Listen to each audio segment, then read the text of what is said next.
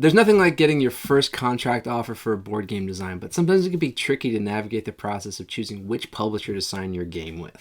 And making the wrong choice could cause a lot of stress and grief. I'm Mondo, I'm the senior developer of hobby games at The Op, and I'm here to help you with your board game design. When I received my first contract for a board game design, I was absolutely over the moon. It was thrilling to know that somebody saw enough potential in my creative work that they wanted to invest their time and money in making it come to life. As my game design career continued, I've signed 15 contracts with many different publishers, and I've learned a lot along the way. If you're new to design, you may be hoping for that first contract offer, or you may have already gotten it. So in this video, let's discuss some considerations when trying to find a publishing partner for your board game. First off, if you have a game that has gone through the playtesting process and the feedback that you've gotten makes you think that it's pitch ready, congratulations, that's no small feat.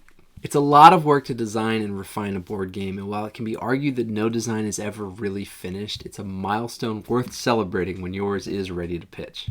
I've discussed in previous videos the process of finding publishers to pitch and how to reach out, but for a quick recap, you go seek out publishers that create games meant for the same audience as your design.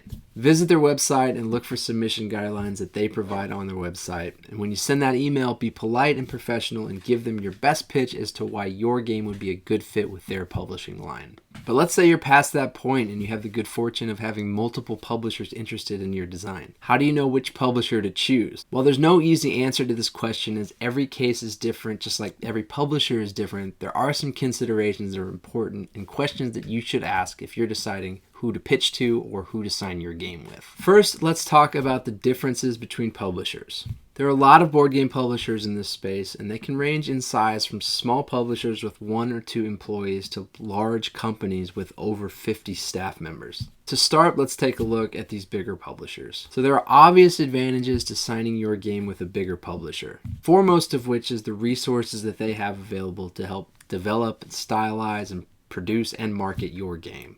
Big companies tend to have in-house art direction, graphic designers, and illustrators, or at least you can expect a substantial art budget if they're creating a game on a large scale. That means those elements will most likely be taken care of and won't require much of your time or direction. While this might be an advantage for some, it's not uncommon for designers to want to have some degree of creative control over what their game looks like. So you have to consider that the bigger a company is and the more money that they're investing in your game, the less likely they are to allow you to make final decisions, particularly on the aesthetic aspects of your game design. Additionally, larger publishing companies most likely have the overhead to hire developers for your game. Many have in-house developers, and that could mean that once you sign your game, you will essentially hand it off to a development team who will look for and make necessary changes.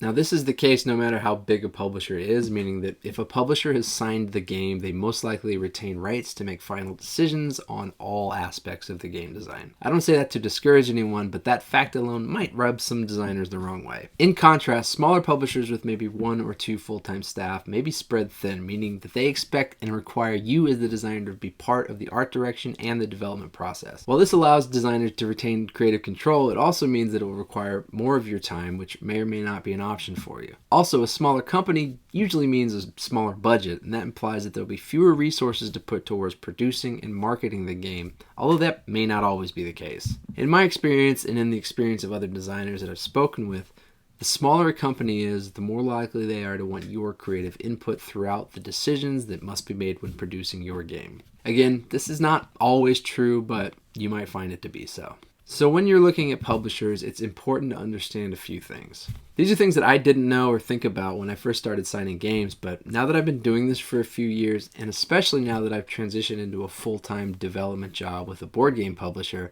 I think it's important for new designers to consider this. The first step is always to do some research. You can generally tell what type of attention and treatment your game will get from a particular publisher by paying attention to the other games in their publishing line. Don't hesitate to reach out to other designers that have worked with that publisher before and ask them what their experience was like. Other publishers may have reputations for being difficult to work with or neglectful of certain projects, so tapping into the design community discreetly and respectfully, of course, can be really helpful in determining whether or not you should work with any particular publisher.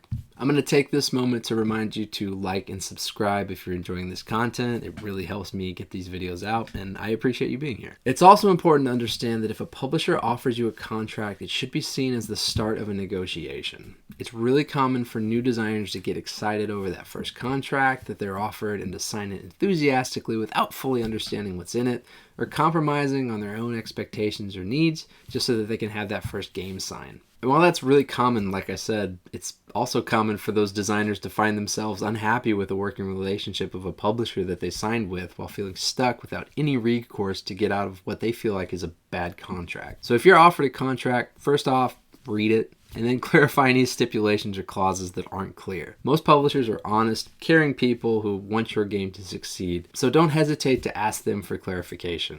But you should also, again, tap into the greater design community. If you have other designer friends who have signed contracts before, reach out to them and show them the contract. Ask them questions that you might have to make sure you're clear on what you're signing. You can also find a lot of helpful designers in various Facebook forums and subreddits who will be eager to talk through things with you or provide additional resources to help you understand what you're getting into. I'll make a future video with some specific contract considerations because there's a lot to go through there. But suffice it to say, it's important for you to understand what you're signing and to ask questions when you don't. I will zero in on one consideration here, and that's how important it is for you to understand what the publisher's expectations are of you. This relates to the amount of time commitment, the development work, and the creative input that they expect or allow, and what they plan to do to make your game successful. Again, contracts are conversations before they're signed, so make sure that you're clear on what those expectations are before you're locked into it. And I'll reiterate here that the best way to clarify the situation is to get into contact with other designers that have worked with the particular publisher that you're considering. Designers are super supportive of each other, and if one has had a bad experience, they most likely will share it with you in hopes that you can avoid their mistakes. So in conclusion, whether you sign your game with an established publisher or brand new upstart, a large company, or just a dude in his home office, signing a game with a publisher is a thrilling and exhilarating experience, and congratulations if that's you. Make sure you do your research and understand what it would be like to work with the publisher you're considering. And in the event that you're offered a contract, read it and ask questions. Publishers aren't going to withdraw contract offers just because a designer asks clarifying questions or asks for certain expectations to be altered or specified. Do that research to understand what's standard in the industry and what you're asking for, and you should be good to go.